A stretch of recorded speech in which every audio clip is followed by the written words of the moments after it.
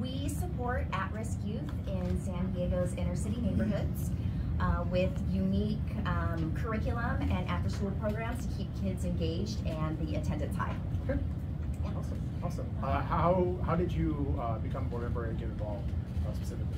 So the founders of Anvil of Hope are also the owners of AleSmith Brewing, and Peter and Vicki Zen, and they're friends of my father-in-law. So that's how we originally met them. And because my husband is a teacher at Crawford High School, Crawford High School is a high school in one of San Diego's inner city neighborhoods, and because Vicki wanted to. Vicki, who is the founder, she wanted to support schools and support schools that really had a need, and Crawford High School is one of those needs. And so my father-in-law told Peter and Vicki about Crawford and about Ryan, and that's kind of how we got involved. Sure. And then there was an opening on the board, and she specifically asked me, and I said, sure, I'd love to. That's awesome. Yeah. That's awesome. I'll probably some very naive point of view here, but like, what are some like the difficulties that you kind of run into, if there are any, for this specific nonprofit? Really fundraising. Okay. Fundraising is one of the biggest challenges because we never have enough money because all of the, everything costs, especially now, in our economy, everything costs so much money, and we're always fundraising. So and I don't really like straight up asking people for donations. So I try to schedule events, like I have a wine and paint fundraiser that's happening tomorrow. So I try to do fun events that people would want to go to, and I just call them charity.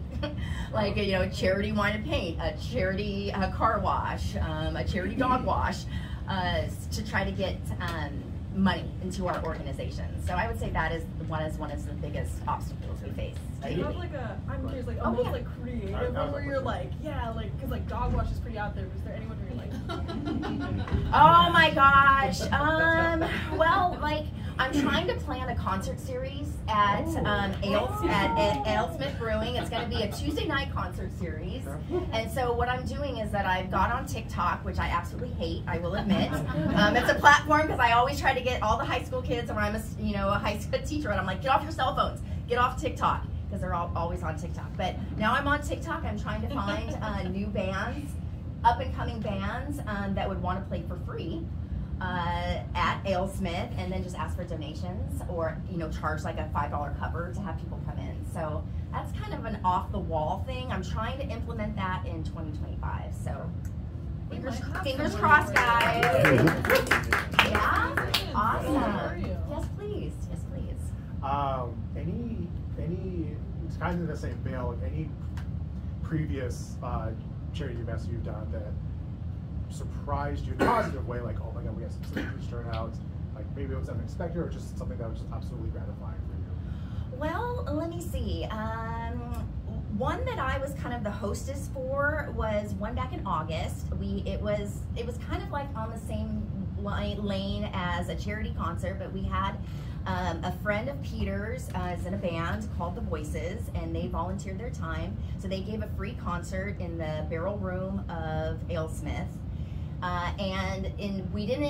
We asked for donations, but what we really asked was for people to bring a brand new pair of shoes for kids ages from kindergarten all the way up to the 12th grade to support the 3 schools that we support. And what I was actually quite shocked because we got over 150 pairs of shoes. Wow. So I was like, wow, this is really nice. And so we were able to give, the majority of the shoes went to Paradise Hills Elementary, but we also gave about 60 pairs to Bell Middle and about 40 pairs to Crawford High School too. So yeah, so that was really nice.